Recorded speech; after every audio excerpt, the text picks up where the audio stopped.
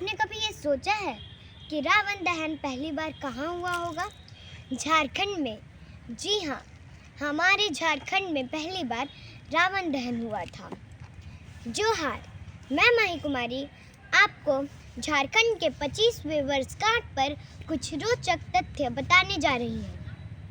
15 नवंबर 2000 को झारखंड भारत के 28वें राज्य के रूप में अस्तित्व में आया। रांची राज्य की राजधानी, वही दुमका उपराजधानी है। राज्य की लंबाई 380 किलोमीटर है और राज्य की चौड़ाई 463 किलोमीटर है।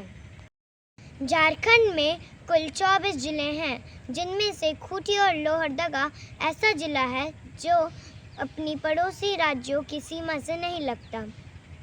झारखंड का राजकीय पशु हाथी, राजकीय पक्षी कोयल, राजकीय फूल पलाश, राजकीय वृक्ष साल है। भगवान बिरसा मुंडा का जन्म 1875 ईस्वी में झारखंड के खूंटी जिले में हुआ था।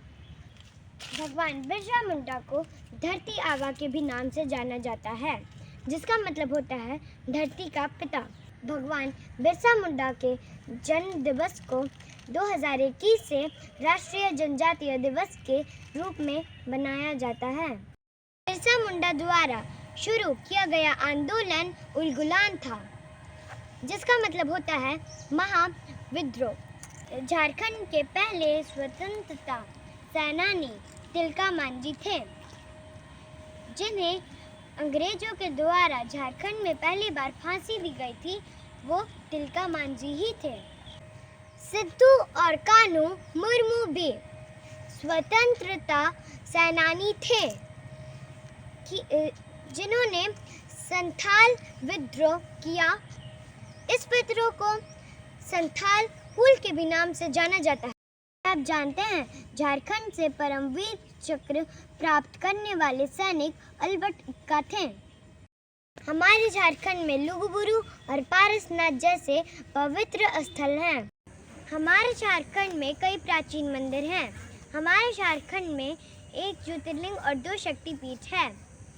देवघर में स्थित बाबा बैद्यनाथ धाम देश का एकमात्र ऐसा मंदिर है जहां ज्योतिर्लिंग के साथ साथ शक्तिपीठ भी है। यह मात्र एक ऐसा मंदिर है जिसके शीर्ष पर त्रिशूल के स्थान पर पंचशूल स्थापित है। पौराणिक कथाओं के अनुसार देवी सती का हृदय यहाँ गिरा था, इसलिए इसे हृदय पीठ भी कहते हैं। रामगढ़ जिले के रजरप्पा में स्थित छिन्नमस्तिका मंदिर भी एक शक्तिपीठ है।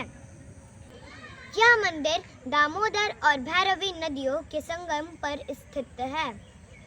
यहाँ देवी सती का सिर गिरा था। इस मंदिर को 6000 साल से भी पुरानी बताई जाती है। झारखंड के झरने प्राकृतिक सौंदर्य के अद्भुत नमूने हैं। झारखंड में लगभग 100 से भी अधिक झरने हैं। जोन्हा जलप्रपात, कसम जलप्रपात, कुंजू जलप्रपात तथा दूधघाट जलप्रपात कुछ प्रमुख झरनों में शामिल हैं। क्या आप जानते हैं, दूधघाट जलप्रपात झारखंड का सबसे ऊंचा जलप्रपात है। इसकी ऊंचाई 137 मीटर है। झारखंड के कुछ प्रमुख बांधों में तिलैया बांध, कुनार बांध, मैथन बांध, चांडिल बांध, केतलसुद बांध, पंजेत बांध तथा तेनूघाट बांध शामिल हैं, जो कि बिजली उत्पादन और सिंचाई के लिए महत्वपूर्ण है।